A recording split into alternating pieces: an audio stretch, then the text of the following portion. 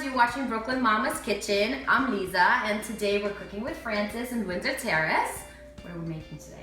We are making my Nutty Chocolate Bark, which is from my cookbook, Eating in Color. It's organized by color, so it takes you through the rainbow: red, orange, yellow, green, blue, and then there's a black and tan chapter, and this is from the black and tan chapter. It looks fancy, but it's really easy and really versatile, so whatever you like to put in it, you can put in it. So I'll show you what we're starting with today. We've got 9.5 ounces of semi-sweet chocolate. If you're a dark chocolate fan, you could do that. If you have milk chocolate lovers, you could use that. Really and you could start with a bar and chop that up. But anyway, you just want it to be able to melt. And then we have a half a cup of dried cherries. I'm going to give those a rough chop.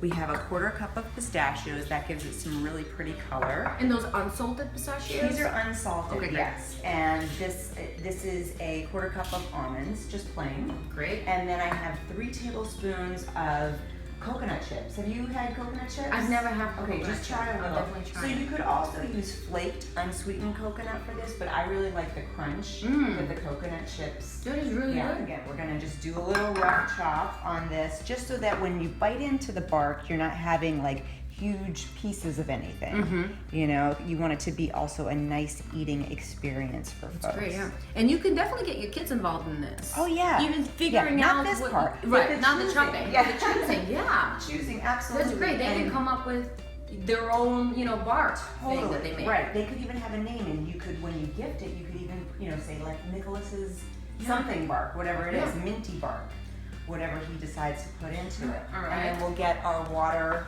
boiling. So whenever you use a double boiler like that, you want to make sure that the water is not actually touching the pan on top. Okay, this is great. I was actually thinking we can even make this and give it away as gifts for teachers. Oh, it's the perfect thing. That's a great thing too. You could make it. You could put it in a nice little box or a tin, or even that clear cellophane. Yeah, that's it. The cellophane, and wrap it with a nice little bow.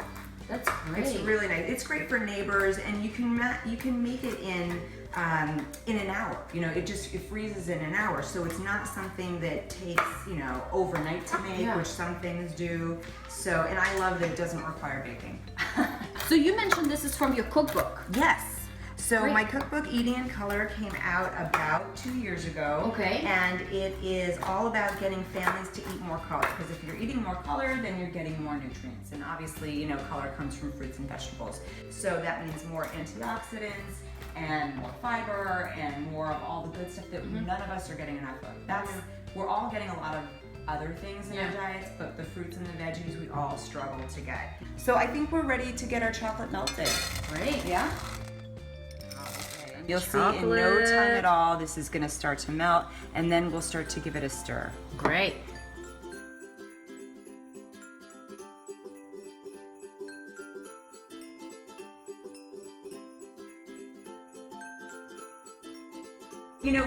When you buy chocolate bark, it looks so pretty. What they do is they don't mix all the ingredients in. They mix some of the ingredients in, but then you set some aside to put on top to basically dress it up. To dress it up, that's Make it look pretty. So we're just gonna save a tablespoon of each topping to sprinkle on top.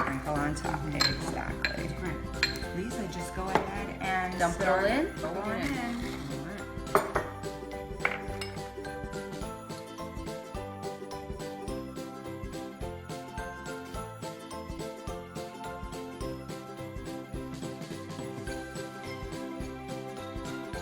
And then you just really want to make sure that it all gets incorporated. You could use parchment paper or a silk-hot mat. Okay.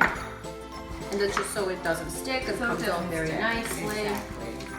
And then we're just going to spread it out to a approximately 9 by 11 inch rectangle. And you want it to be thin? Like how thin are you going for? You want it to be even. That's the big thing. You want to make sure that you don't have any super thin parts, because then when you break it up, it's not going to sort of break up evenly. And that we've got a lot of stuff in here, so we want it to be, you'll see. You just want to kind of spread it out. Yeah, and this is a hard thing to actually easy to make, but when you have people at home and they start smelling the chocolate, they're like, what? Little people? Little people and husbands too. Yeah. Yeah, I feel like my husband always comes downstairs. He's like, Yeah, they making some muffins? While it's still nice and melty, we're going to evenly distribute our goodies on top. To make it very nice and pretty. Yeah, and it's also kind of an advertisement, like, hey, this is what's inside of the bar. Yeah, no, I love that. That's great. Okay, now we are ready to go into the Alright. freezer. And you want it to freeze for about an hour. At least an hour. At least an hour. Maybe a little longer depending on how it's doing. How it's doing, and on a day like today, because it is warm, you might want to, even if you're ready to break it up, you might then put it back in the refrigerator or freezer until you're ready to give it to somebody. Right. So that it doesn't start So it doesn't melt, melting. yeah. Yeah. But once it, I think people have a misconception about chocolate that you have to temper it, that you have to add oil to it when you make it. You don't have to do any of that stuff as long as you handle it properly. So now we can take this one and break it up. I like to kind of keep some pieces really big and then other pieces more bite-sized. Yeah, and I have a tin here, and so you can I save stuff like this over the course of the year, so you could fill this with a little tissue paper or a little parchment paper, and then you just fill it up. And that teacher is gonna be so happy, right? Just make sure they're not allergic to nuts, right? Yeah, that's it. That is good. Thank you. Oh my gosh, that is Thank so you. good. Well, thank you so much for cooking with us. Oh, thank you, It was Liza. so much fun. Happy holidays. Absolutely. I would like to wish everybody happy holidays to you and your loved ones. Thank you for watching and for subscribing if you like what you see. And we will be back after New Year's to bring you some more delicious episodes all around Brooklyn. Thanks, guys. Bye.